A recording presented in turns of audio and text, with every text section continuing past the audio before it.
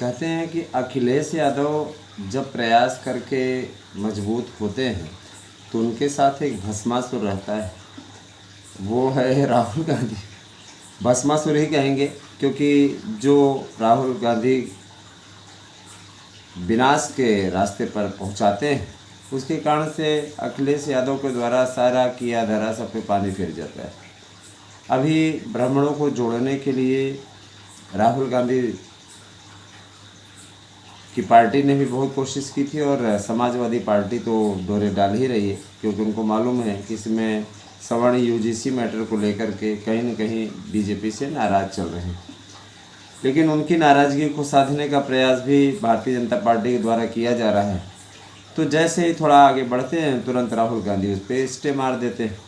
अब राहुल गांधी ने क्या किया जरा सा बताना वाजिब समझेंगे। आजकल वो मनुस्मृति के पीछे पड़े हुए हैं।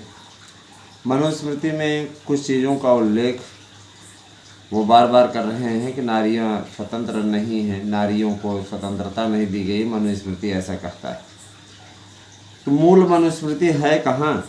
ये तो अंग्रेज़ों के द्वारा बीच में जोड़ी गई चीज़ें हैं, जिससे है ना, अंग्रेज़ों के द्वारा और ये क्या कहते हैं भारतीय पुराने राजनेताओं के द्वारा, कांग्रेसी नेताओं के द्वारा ये जोड़ा गया तथ्य है ना, क्योंकि हिंदू आतंकवाद के जन्मदाता भी यही लोग हैं, हिंदुओं को आतंकवादी कहने वाले भी यही लोग हैं। तो जाहिर सी बात है कि मनुस्मृति को ज़बरदस्ती उसमें गलत गलत बातें बता करके, उसकी गलत व्याख्या करके राहुल गांधी कहीं न कहीं एक तरीके से कहते नहीं सेल्फ गोल करना है ना। जैसे कोई अब विद्यार्थी रहे तो वह तैयारी करे और उसके बाद परीक्षा के समय वो चला जाए घूमने, परीक्षा ही न दे, वैसी ही राहुल गांधी की स्थिति है। तो राहुल गांधी के कारण से मनुस्मृति में जिस तरीके से गलत गलत बातों को ये प्रदर्शित करने की कोशिश कर रहे हैं, मैं बता देना चाहता हूँ कि मनुस्मृति में कहीं भी नारियों के विरुद्ध कोई बात नहीं लिखी गई। शूद्रों के लिए जो चीज़ें लिखी गई हैं, जिनको लेकर के बार बार इन चीज़ों का उल्लेख किया जा रहा है, उसमें किसी जाति विशेष का उल्लेख नहीं है। शूद्र ब्राह्मण में भी हो सकता है जो अपन है ना, इसीलिए ब्राह्मणों को द्विज कहा जाता है। एक शूद्र ब्राह्मण, एक दूसरा है ना जो नियम पालन अनुशासन में रहता है, सदाचार का पालन करता है, वो ब्राह्मण। तो धर्मनिष्ठ और अधर्मनिष्ठ ये दोनों ब्राह्मणों को क्रमशः है ना ब्राह्मण और शूद्र कहा गया है। तो एक बात और कि नारी महिमा नाम का एक चैप्टर है कक्षा 9 में, उसमें मनुस्मृति से लेकर के उसको लिखा गया है। इसमें कहा गया कि यत्र नार्यस्तु पूज्यन्ते रमन्ते तत्र देवता, यत्रस्तु न पूज्यन्ते तत्र सर्वा विफला क्रिया। इस बारे में मैं चीज़ स्पष्ट कर देना चाहता हूँ कि जहाँ मनु महाराज इस प्रकार की बातें कर रहे हैं, वहाँ पर वो नारियों के बारे में अपशब्द कैसे बोल सकते हैं?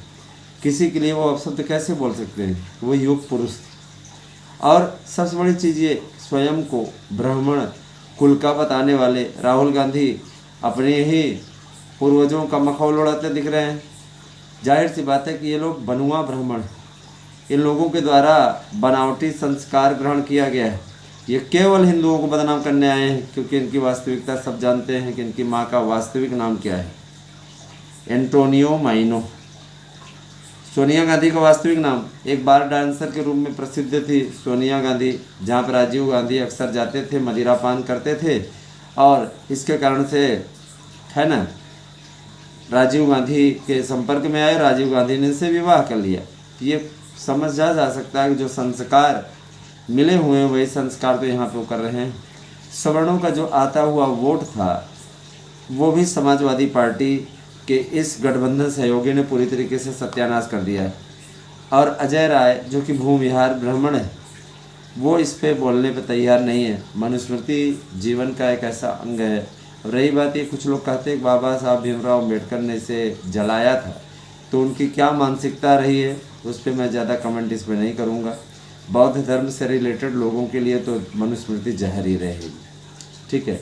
मैं इस पर कोई चीज़ नहीं कहना चाहूँगा। जो लोग नास्तिक धर्म को मानने वाले लोग हैं, जिनमें ईश्वर नहीं माना जाता, बौद्ध धर्म नास्तिक धर्म है, ईश्वर को नहीं मानता, उसमें कोई दो राय नहीं। तो जाहिर सी बात है कि वो लोग उल्टा पुल्टा उल जलूल काम तो करेंगे ही, उसमें कोई दो राय नहीं, है ना। अंबेडकर जी ने उस समय क्या किया था, क्या नहीं किया था, ये बात का मुद्दा है। उसको भी गलत तरीके से परोसा जा रहा है उन लोगों के द्वारा। तो इस पर मैं ज़्यादा बहस नहीं करूँगा, ना ही उनके बारे में कोई चीज़ उल्टा पुल्टा बोलूँगा। मैं ये कहना चाहता हूँ कि कांग्रेस निश्चित रूप से समाजवादी पार्टी के लिए एक मुसीबत बनती जा रही लगातार। इस पर आपका क्या कमेंट है? क्या कांग्रेस डेंट पहुँचा चुकी है? और जो सर्वे आ रहा है वो साफ तौर पर कह रहा है कि हाँ भैया वंस अगेन योगी। तो आप इस पे कितने सहमत हैं? इस पे कमेंट करके अवश्य बताइएगा। आभार दोस्तों, धन्यवाद, थैंक यू।